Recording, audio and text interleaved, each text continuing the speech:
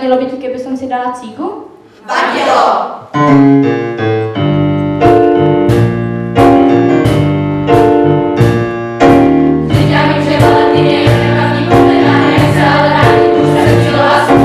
Já myslím, že Valentín je daleko menší svátek. To mi přijde logičnější svátek na den toho. Ty jsi těhotná? Ne. Aha.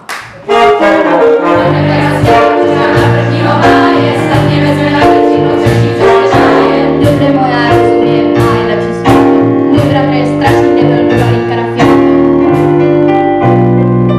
Měla jsi bitku na Valentína, předtím tu svou segrou a svým repína.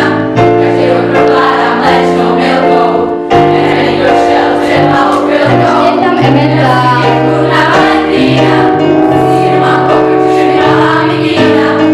S nimi souráš ani jedna stráva, oni ukážou, že já jsem král.